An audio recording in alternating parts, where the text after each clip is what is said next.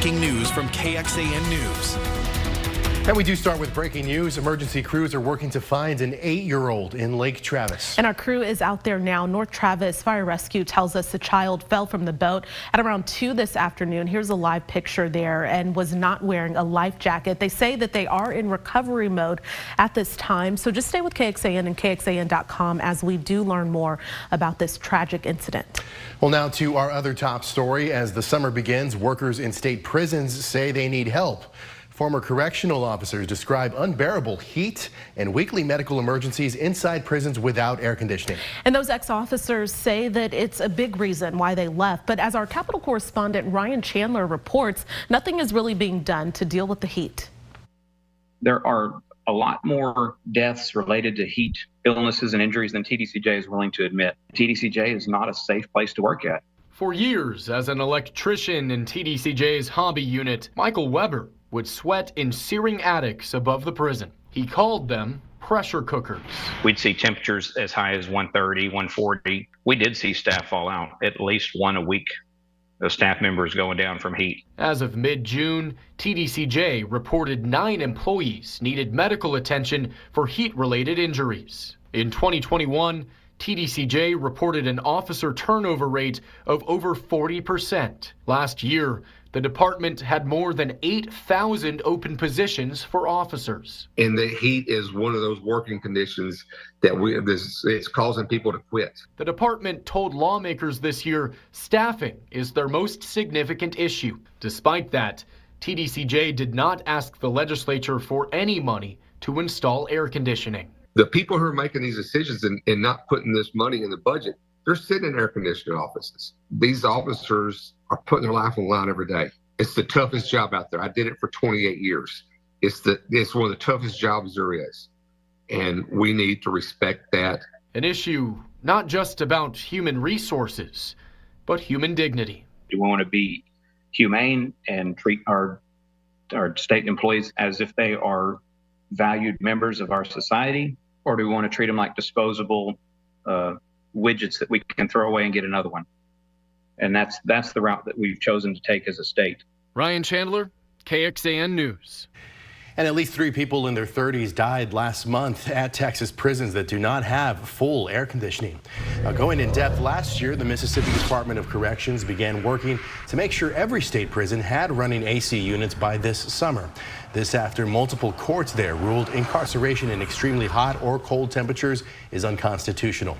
Now, according to officials, the air conditioning units cost the department $600,000 with funds from the American Rescue Plan and the Inmate Welfare Plan. Dozens of migrants from Texas are now in Los Angeles. The state sent a busload of 41 people, including 11 children, to the city over the weekend. After a 30-hour bus ride from Brownsville, the group got dropped off at a church in LA. The asylum seekers are from 8 countries, including Belize, Colombia, Guatemala, and Venezuela. The mayor's office in LA says they were not formally notified the bus was on its way. It is worth mentioning other major cities also said they were never notified about buses sent by Governor Greg Abbott. However, when LA found out on Friday, officials made plans to provide food, water, medical, and mental health services. This is the second busload of migrants to arrive from Texas to Los Angeles in the last 2 weeks. A civil rights group is challenging legacy admissions at Harvard University, saying the practice discriminates against students of color. Lawyers for Civil Rights, a nonprofit based in Boston, filed the complaint today on behalf of Black and Latino community groups in New England. They submitted the complaint to the Education Department's Office for Civil Rights. A backlash has been building after last week's Supreme Court decision ending affirmative action in college admissions. The court's ruling says colleges must ignore race of applicants, but the schools can still give a boost to the children of alumni and donors. A separate campaign is urging the alumni of 30 prestigious colleges to withhold donations until their schools end legacy admissions. First warning weather with Chief Meteorologist David Yeomans. Well, following the recent 8-day heat wave, this was our second consecutive day just under 100, just barely 99 when our average high is 95. It is still a warm, humid day, just nowhere near as bad as it was last week. Lower 90s in Mason and Fredericksburg, 97 right now in Georgetown. Factor in the humidity, which is a bit of an issue for your evening plans on the holiday. It still feels like near 100 or over 100 from I-35 eastward. We've still had plenty of clouds, even though it is kind of hot hot, humid, and stagnant. Live in Buda, a mostly cloudy sky on the Rock and Dirt Yard cam. Not much rain in the Hill Country nor in Austin, but zooming in here, we've got a couple little sea breeze thunderstorms trying to make it into the Giddings area. Right now near Ledbetter, some heavy rain. Carmine seeing some heavy rain and lightning in the area as well. Storms will be pretty few and far between, though, tonight. Coming up, we've got your 4th of July forecast, including fireworks plans and another heat wave that's just around the corner. All right, David, thank you. Another U.S. city is now dealing with a mass shooting. 2 people are dead and dozens more injured after a gunman opened fire at a block party in Baltimore. As NBC's Drew Petromo reports, many of the victims are teenagers. The city of Baltimore reeling after gunfire erupts early Sunday morning during a block party. 30 people were shot and 2 victims were killed. Once again, we won't stop until we find those responsible and hold them accountable. But the carnage in Baltimore is just one example of gun violence that raged across the U.S. over the holiday weekend. In Wichita, Kansas, 9 people were shot after a gunman opened fire at a nightclub. In Chicago, police say 31 people were shot, with 3 killed over the weekend. This as Highland Park, a Chicago suburb, prepares to mark the solemn 1-year anniversary of the mass shooting at a July 4th parade that left 7 people dead. I will never not be here and not think about what we went through. While preliminary numbers show overall gun homicides appear to be coming down from the record highs seen during the height of the pandemic, mass shootings are on the rise. So far this year, there have been 340 mass shootings, continuing an upward trend that started in 2020. This is a truly heartbreaking reality. Unfortunately, we see this time and time again. A holiday weekend, a weekend period ending in gunfire. On the eve of Independence Day, there are worries that more violence will come. I implore everyone to please be safe. Think of those around you and the lives you could potentially impact if you make a wrong choice. According to the Gun Violence Archive database, over the last decade, there have been more mass shootings on July 4th than any other day of the year. Drew Petromo, NBC News, Washington. And July 4th has been especially violent over the last several years. The U.S. is averaging 10 mass shootings events on the holiday since 2020. Well, fireworks aren't for everyone, especially for pets. The last-minute things you need to do to keep them safe before you head out to your celebrations. And a hospital in California has delivered a lot of babies recently, the unique situation they're in, and why nurses say it's double the fun. As Central Texans gear up to celebrate the 4th of July, local animal shelters are calling on pet owners to be extra vigilant in keeping their furry friends safe. National data shows July 4th results in some of the most lost pet reports. Austin Animal Center staff, though, says the holiday hasn't really seen the same spike locally. They credit community and neighborhood groups with finding and reuniting lost pets with their owners. Right now, the center says it will not take in animals except under emergency situations or on a case-by-case basis. Staff says that animal owners should lock and secure all doors and windows in their homes, as well as take pets out on their leashes earlier in the day to avoid any bathroom breaks or trips outdoors during the fireworks. Being with your pet is also, a huge comfort to them. Because they don't know what's happening, right? Like they just hear this crazy noise. They think it's, there's a war zone or something like that. And we've got some more tips on what to do with lost and found pets, as well as an update on the Animal Center's intake halt online at KXAN.com. The 4th of July normally means fun in the water at beaches, lakes, pools, and backyard barbecues. But this year, it also means hitting the ski slopes. NBC's Maggie Vespa shows you the silver lining to historic snowfall. I'm NBC's Maggie Vespa here on Mammoth Mountain in California, where some 900 inches of snow piled up here on the summit, shattering previous records and stretching this ski season well into summer. We will take you skiing for the 4th of July coming up tonight on NBC Nightly News. Well, passport problems are not letting up. Why the city's effort to help had to shut down earlier than expected today. And even though temperatures have temporarily dropped just below 100, this kind of heat and humidity is still dangerous for those without AC. You can grab your smartphone, scan that QR code, or just go to KXAN.com/simplehealth to donate fans or funds to our Family Elder Care Summer Fan Drive. We hope to see you in person on July 14th as well. Your forecast for the 4th when we come back. It's been a record-setting run-up to the 4th of July holiday. More Americans have already hit the skies than ever, not just for the holiday, but for any other day. On Friday, the TSA screened nearly 2.9 million passengers. That's the highest number ever in a single day. Along with those record travel numbers, it seems like everyone is trying to plan ahead to get a passport, and we have reported on longer wait times for the government to process those applications. Yeah, it's been hard for people to get an appointment, so the city of Austin decided to hold a passport fair, but things didn't really go as expected. Our J.Lo Washington shows us why. Showing up 2 hours early. Please wait outside the passport waiting area. People like Kimberly Rodriguez. Wow. Just knew Austin's passport fair would get busy. I started my process actually a year ago, and I had an appointment at the post office and it got canceled. She's not alone. Many have struggled getting or renewing a passport because of a nationwide backlog. Hi. She was getting through the pre-screening process just fine until... Dad here? They're No. minors. They have to be here unless you have a consent form. So tons of people showed up today. This line loops around the corner through these doors. As you can see right here, right now, they're actually counting how many people they have waiting in this line to see if they're going to be able to process those who are still here waiting. If you're at the end of the line, more than likely, I'm not going to be able to see you today. Nancy Mathis with Austin Passport Services told this crowd they weren't expecting this turnout, saying they could only process 70 applications for the day. And that's based on time. That is based on our time. We do have 3 more offices that will be opening.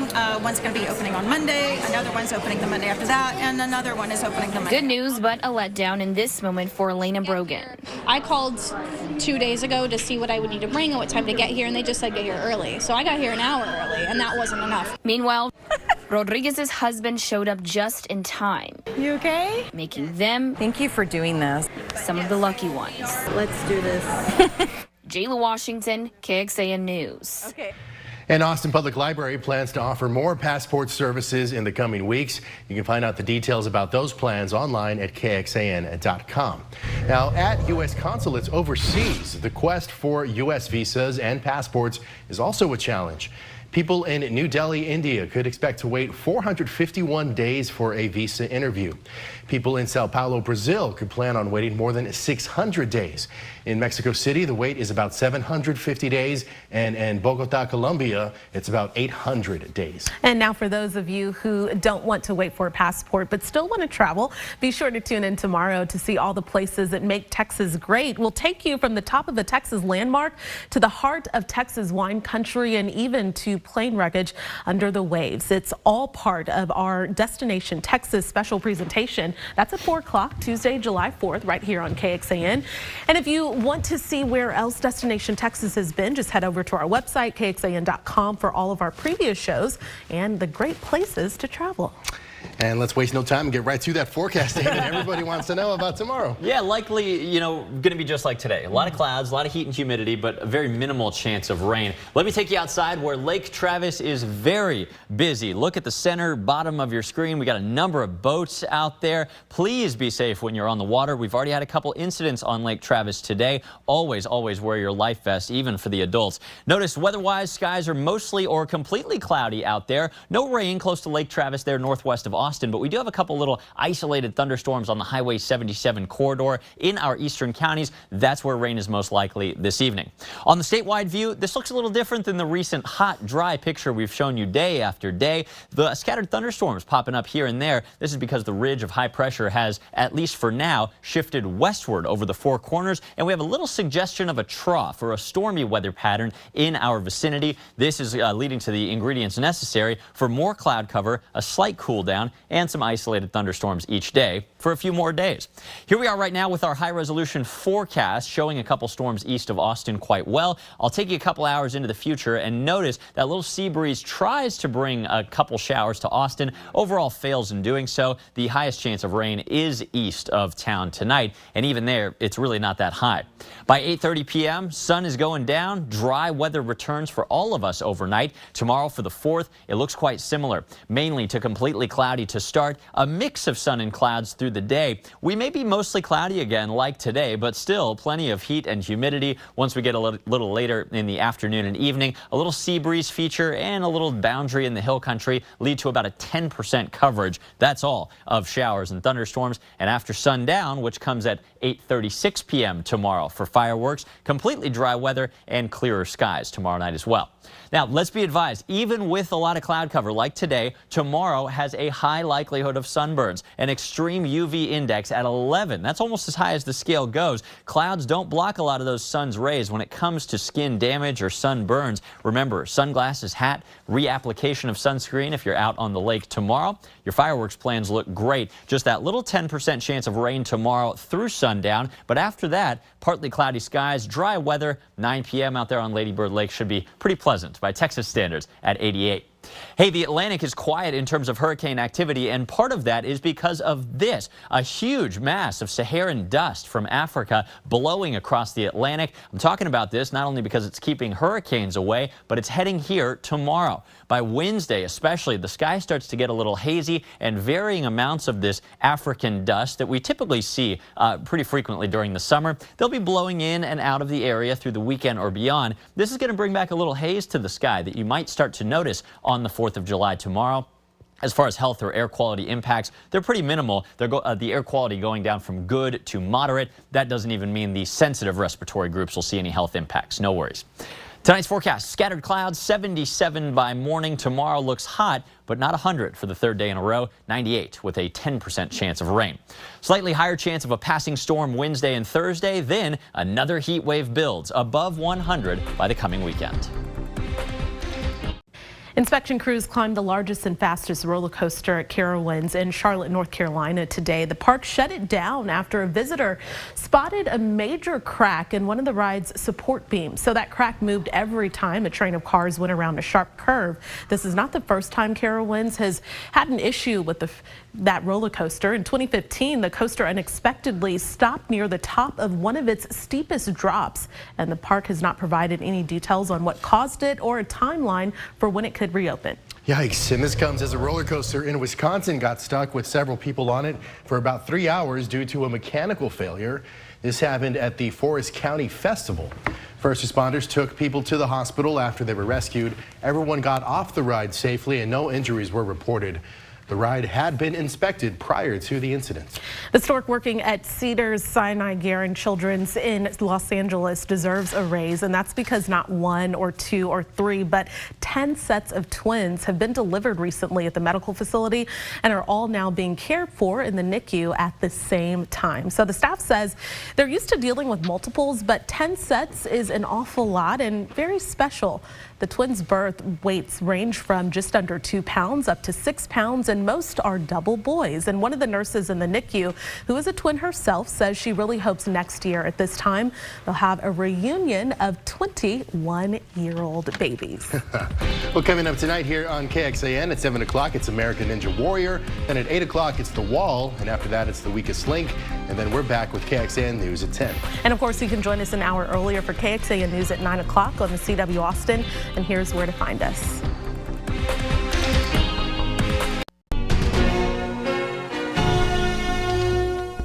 Thanks for listening to KXAN News Nightly. You can also listen to KXAN News Today every morning for more in-depth coverage of what matters most to you.